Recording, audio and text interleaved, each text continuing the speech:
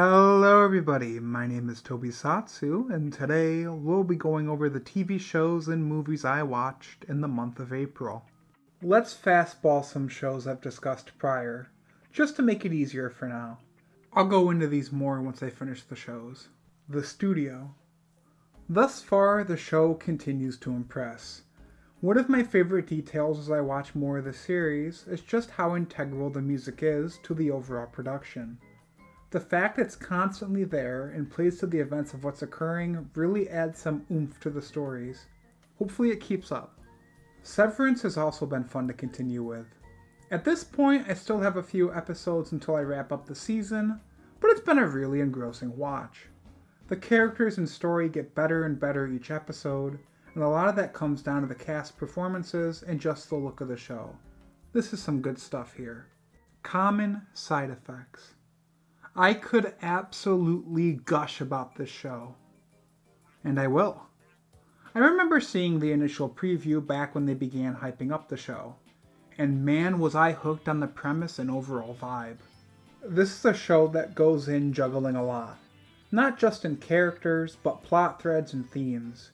Yet at the end, it found a way to wrap it all together and stick the landing.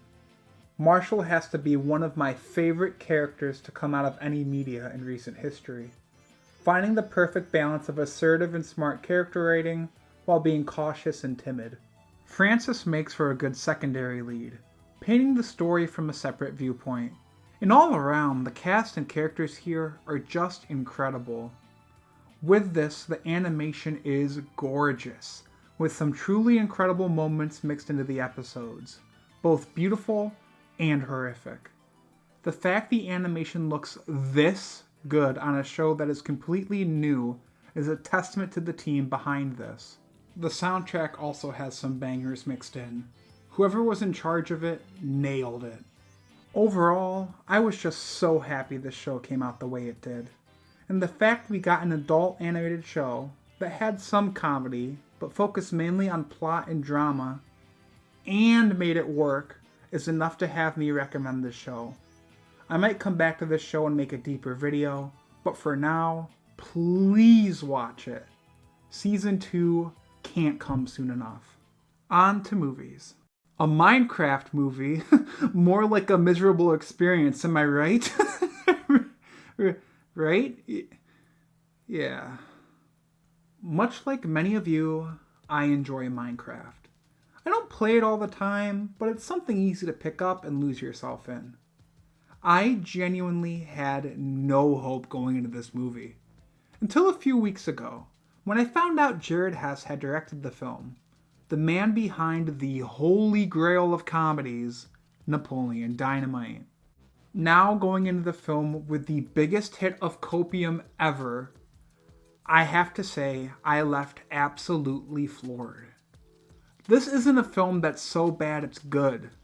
It's a movie that's so bad it's awful.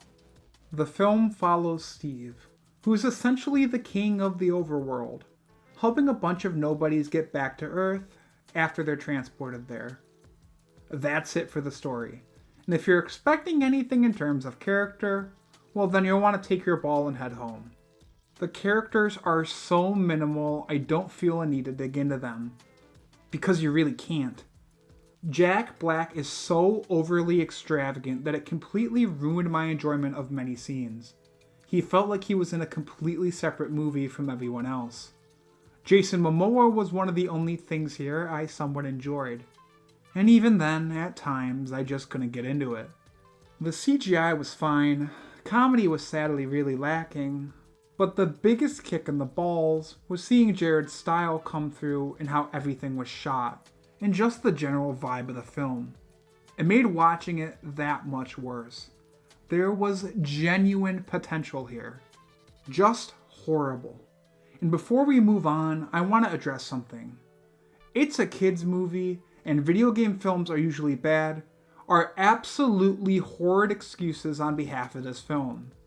Shrek, Into the Spider-Verse, The Goonies. These are all highly acclaimed movies. Sadly, though, they're movies made for kids, so I guess all merit to them should apparently be lost. For the video game argument, we just had Sonic 3. I've glazed the film enough already, but even with the flaws, it's a really well-made film with characters and a story you can enjoy. It's fine to enjoy this film. Just admit its flaws instead of defending it with half-baked excuses. To me, it was horrible, and it's easily going to be one of the worst films this year. Monster Seafood Wars. I had some fairly high hopes headed into this, mostly due to the good word of mouth I heard from fellow kaiju fans. Loosely based on an unmade E.G. Tsuburaya film, we follow the efforts of SMAT to stop the giant seafood monsters who have appeared after being injected with a super drug. Much like the fellow Suitmation kaiju films released recently, this film is working on a pretty low budget, with the total here being just under $150,000 USD. That's pretty crazy. And honestly, though you do get some moments of complete cheese and shoddiness in the overall production, for what they were working with, they did a fairly solid job. The characters are pretty bog standard for the genre, with SMAT being a by-the-books monster attack squad. The story is also pretty generic, with an odd subplot in relation to the monster meat tasting good. It's straight filler. For 10 minutes we follow random people tasting and loving the flavor of this meat. We got it the first time, but go off, I guess.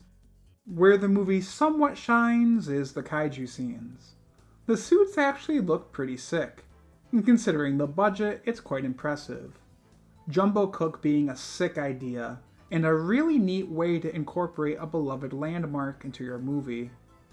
Unfortunately, the action involving them isn't anything special though, with everything up until the final fight being pretty mixed, and even then it looks a bit too artificial. This movie falls into a weird cavern between something like Yuzo, the Biggest Battle in Tokyo, and Super Legend God Hikoza. Yuzo being so damn out there and weird that the film stands out, and Hikoza being respectable, but nothing special. This leans more towards Hikoza, which is to say, unless you're into this stuff like I am, I don't think you'll get much from it. House. I don't really know how to go about describing this film. The plot follows a group of schoolgirls who go on vacation to visit one of their aunts. Turns out, the house is haunted, and crazy shit starts occurring. Off the bat, something that strikes you is the editing. It's beyond experimental, to the point where it kind of makes your head hurt. But shockingly, this fits really well with what the film is trying to be. It's a horror comedy, and while the comedy easily outshines the horror, when the horror is effective, it's honestly pretty solid. The piano scene sticks out as a scene that really was off-putting. In a good way, of course. The sets have this dreamlike aesthetic, which compounded with the editing and writing, make this world both romantic yet terrifying. It hooks you with its storybook-like intro, only to turn the vibe upside down. I'm sure there's a ton I missed with themes. There's just so much shit going on constantly that I couldn't make left from right most of the time. I think this film could benefit from a rewatch down the road. After stewing on it, my opinion of it has brightened up quite a bit. The cast does well, and they play off the environment fantastically. Kung Fu easily being the standout. Yes, that's her name. It's definitely out there, but I could see this film making a great Halloween watch. Get some haunted house vibes going and you're set. Drop. The only reason I went to see this was due to the trailer, which made the idea seem super corny. I ended up making a fun group watch though, even if the film itself was pretty mid. The movie follows Violet, a mother who goes out on a date with the hunky Henry. After being airdropped threatening memes, Violet finds out there's an intruder in her house, threatening her son, and the only way to save him is to kill her date. I don't have much to say on this. It follows through on its premise, and if the plot seems interesting to you, I feel like you'd find some sort of enjoyment. The actors did what they needed for their parts, but it wasn't enough for me to truly get invested in the story. There are some good moments of tension throughout. It's just unfortunate for the most part the film flounders while waiting for these moments to come back. Henry is the most patient date ever, by the way. Bro was dealing with this woman who was out here acting like a schizo and was willing to extend the date multiple times. Gotta be rough out there in the dating world. One thing I will say is the music slapped hard. Bear McCreary did the soundtrack, and he's worked on quite a few projects I enjoyed, so that was a nice surprise. Overall, it could be a decent candidate for a date night film, but besides that, I'd just skip it. Warfare. Coming out of drop and going straight into a screening of this was wild. Warfare follows a Navy SEAL team in the Iraq War during the final stages of the Battle of Ramadi. In real time, we see the team go through hell and high water and watch as they try to fight and survive while waiting for backup. This movie is horrific, and at no point is the combat here glammed up to seem badass and cool. From the first gunshot, you can tell this is a different kind of war film. Something real and raw. Sound is this film's biggest weapon. From the explosions of IEDs, to the screams of the soldiers and overhead flying jets, the film places you in the middle of this fight, and it's incredibly effective. I can see some people disliking the fact the characters here aren't more developed. Yet I surprisingly think this adds to the idea of the film. These are normal men fighting a battle some of them may not fully understand, and their dynamics and moments of genuine emotion shine through when certain things occur to each member. It also helps the cast here seem so genuinely human. From everything they say to the actions they take, it feels like you're watching all this happen right in front of you. It makes the moments of despair and horror work well. Almost too well. There are moments here that had me distraught, to a point not many films have. It hits at something primal within you, and it's an incredible thing to experience. The editing and cinematography absolutely nail this. The idea of this film being in real time was genius, and the idea works because of how well everything meshes together. The ending to this is perfect, and may be one of my favorite endings to a film I've seen in quite some time. The point of this film is to show you what these soldiers went through, and the fact that at the same time there could have been multiple teams going through the same thing. You aren't rewarded for watching this. You're given an experience, a slice of time that people had to live through, and that's all it is. I am so heavily impressed with this film, to the point where I genuinely think this is just straight up going to be my film of the year. It's super heavy, so be cautious going into this film if you aren't good with movies like that. But I highly recommend this. Please, out of anything in this video, if this interests you, please check it out. Shin Godzilla. Orthochromatic edition. First time watching this version of the film. I absolutely adore Shin Godzilla. Honestly, it's probably my favorite film in the franchise.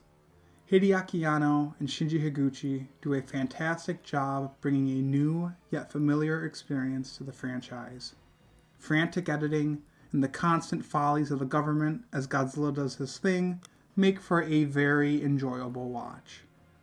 This was my first leap into the Hideaki Anno rabbit hole, and I'm happy I didn't turn back. I recommend this film for those interested in a more thematically strong entry into the franchise. After all this time, it's still so damn good. Can't believe this is going to be 10 next year. Freddy Got Fingered. Genuinely one of the only films that I could say released both at the right time and the absolute worst. Looking at this film from a meta sense, imagining that Tom Green really just came up with the most fucked up shit to put in this film is hilarious. Like, I could imagine executives not batting an eye because Tom Green was that guy when this came out. There are so many tiny nods that lead you to believe that might be the case, and I can't help but believe it. The film as a whole feels so amateurish, yet because of the $14 million budget, Tom decides to throw countless expensive set pieces and wacky shit at the wall, just to watch it either stick or slowly sink to the floor. I think the thing that stands out the most is the comedy. I can 100% see how this didn't work when it released. It's raunchy, random, and just completely out there. A lot of anti-comedy mixed in. But I gotta be honest, this had me cackling. Something about it is just so hysterical. When Gord gets thrown through the shower by his dad, even with me knowing what was going to happen, it just hit so well. It's a treasure. Get out of my goddamn scuba gear, you imbecile! The movie is on all cylinders the whole runtime, and that helps with the jokes landing often. I think this was a stepping stone for this type of comedy. A few months after this film was released, Adult Swim began their block, something very different from the comedy the mainstream TV viewers at the time were used to. Hell, take a look at your reels on Insta or TikTok. Some of the most popular videos on there are genuine slop with random edits and clips. Some of the shit I find the funniest is this slop, and I think that's a big reason why this film may have rebounded. Comedy has evolved to a point where this film became funny.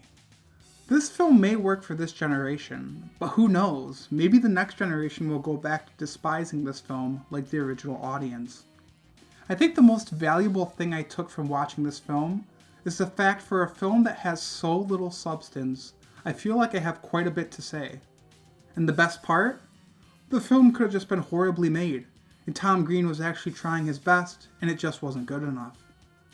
This rant was less on the movie and more on the general idea and evolution of it, but I do think it's actually somewhat good.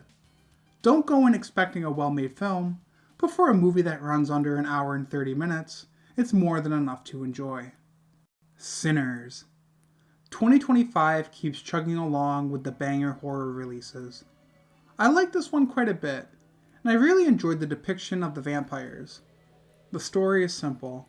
Two brothers, smoke and stack, set up a juke bar to attract the locals in hopes of turning a profit. Turns out, they get more than they bargained for, as vampires begin to slowly make their presence known to the partygoers. The horror is pretty effective when apparent, though I wouldn't say the film is necessarily scary, more of a tension-filled thriller with some action tossed in. Michael B. Jordan is fantastic as the twins. He plays the roles so well, and he genuinely feels like two completely different people, which deserves major props, especially without any major cosmetic changes. Really, the cast as a whole was solid, doing way more than required. This movie feels lived in. Even the smaller roles feel like real people living their lives. I also commend the camera work here.